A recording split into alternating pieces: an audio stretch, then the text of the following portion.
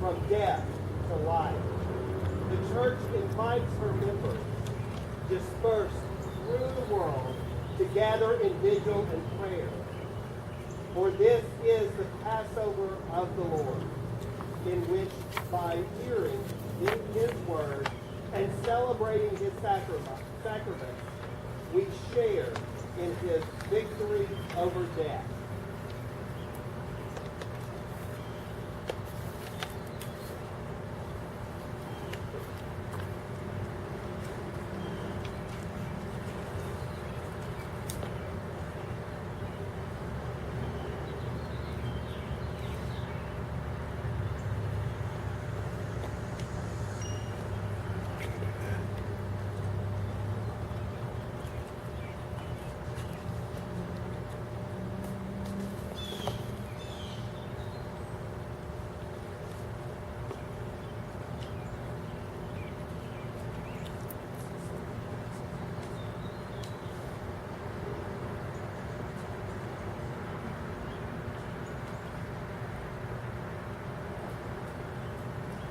Let us pray.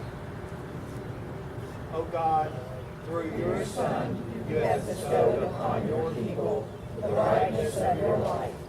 Sanctify this new fire, and grant that in this paschal feast we may so burn with heavenly desires, that with your minds we may attain to the festival of everlasting life.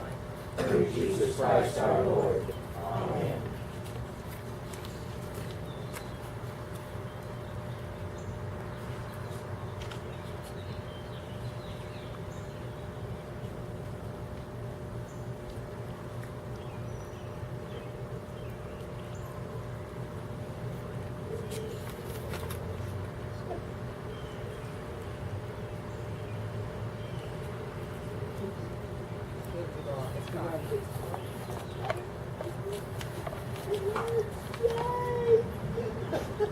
Now we'll start lighting some candles.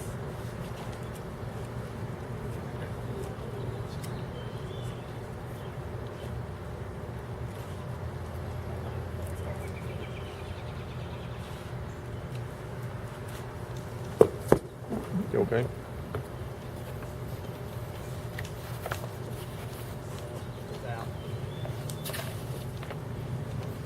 Y'all have to move in, because if I move too far, we're not going to keep this fire burning.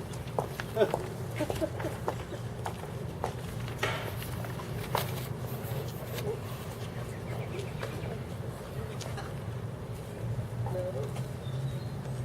can light yours.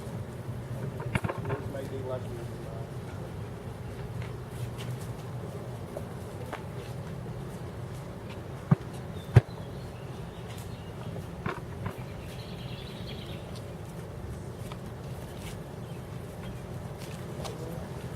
You'll follow Lucy. Scott will be in the lead.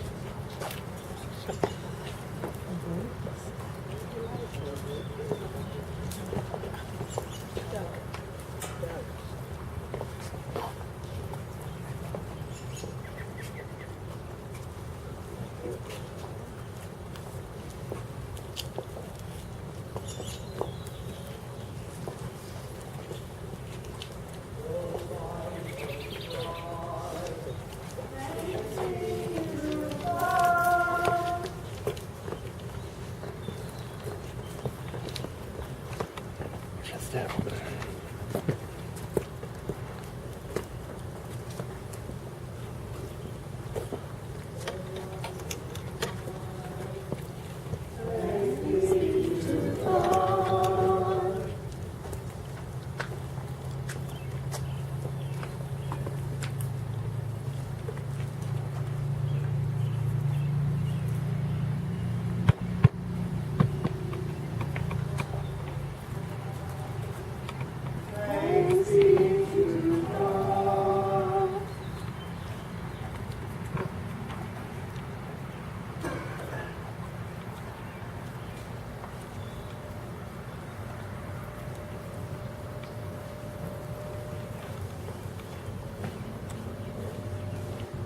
Rejoice now, heavenly hosts, and choirs of angels, and let your trumpets Shout salvation for the victory of our mighty King.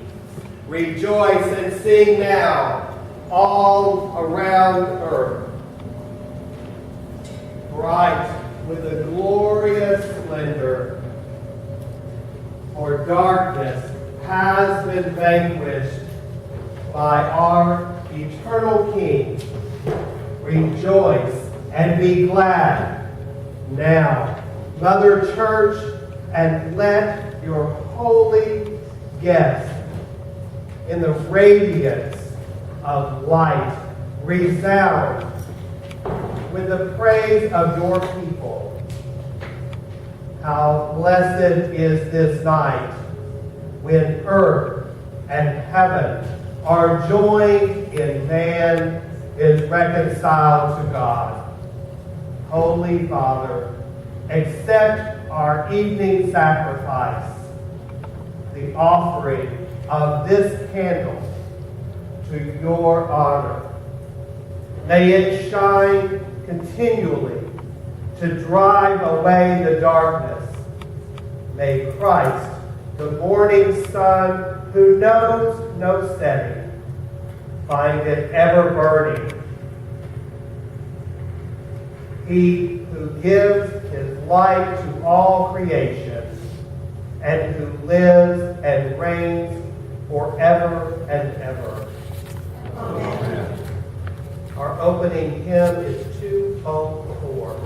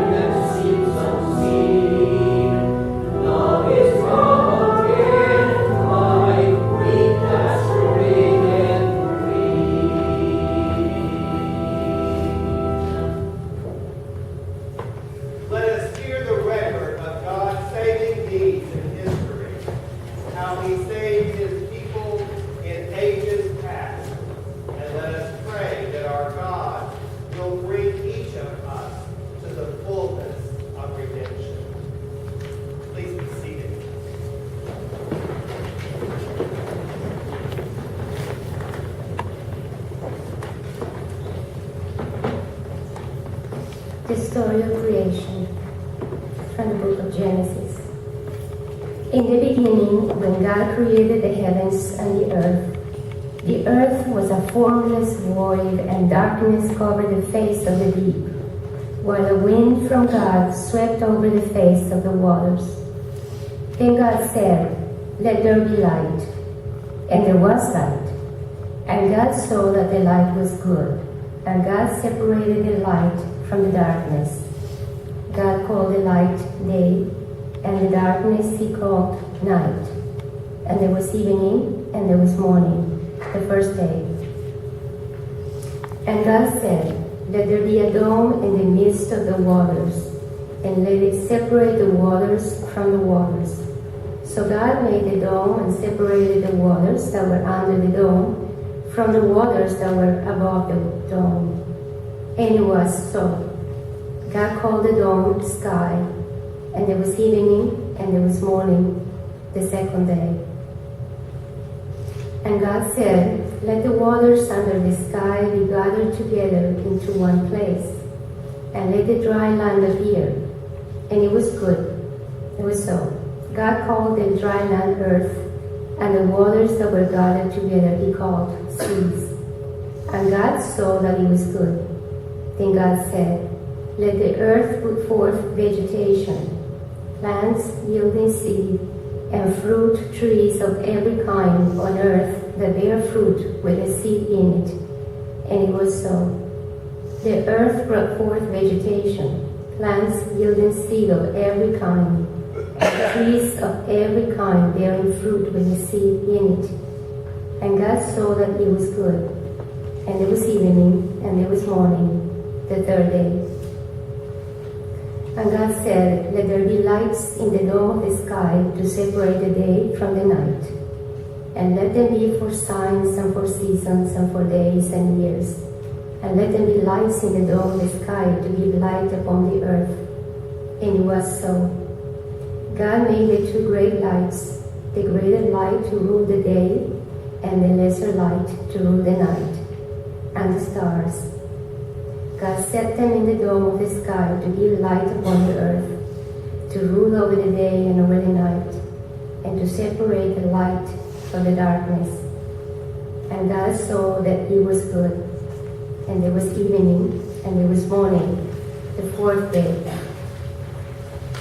And God said, "Let the waters bring forth swarms of living creatures, and let birds fly above the earth across the dome of the sky."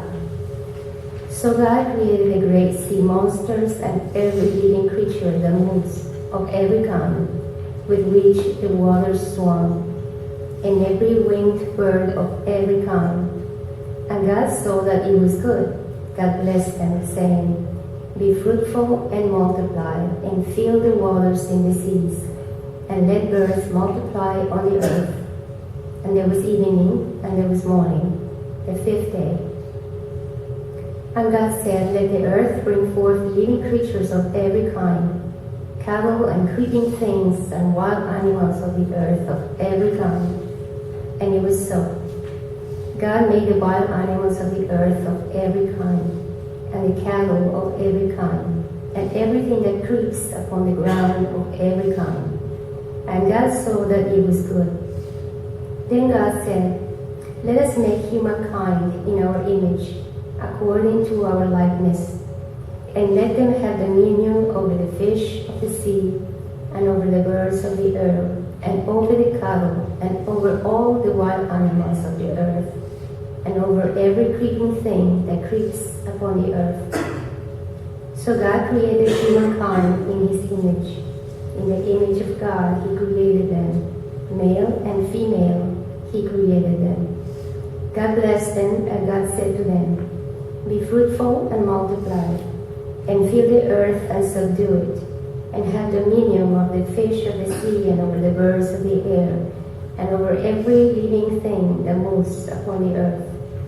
God said, "See, I have given you every plant yielding seed that is upon the face of all the earth, and every tree with seed in its fruit. You shall have them for food. And to every beast of the earth, and to every bird of the air, and to everything that creeps on the earth, everything that has the breath of life, I have given every green plant for food." And it was so. God saw everything that he had made, and indeed it was very good. And there was evening, and there was morning, the sixth day. Thus the heavens and the earth were finished, and all their multitude. And on the seventh day God finished the work that he had done, and he rested on the seventh day from all the work that he had done. So God blessed the seventh day and hallowed it, because on it God rested from all the work that he had done in creation. These are the generations of the heavens and the earth when they were created.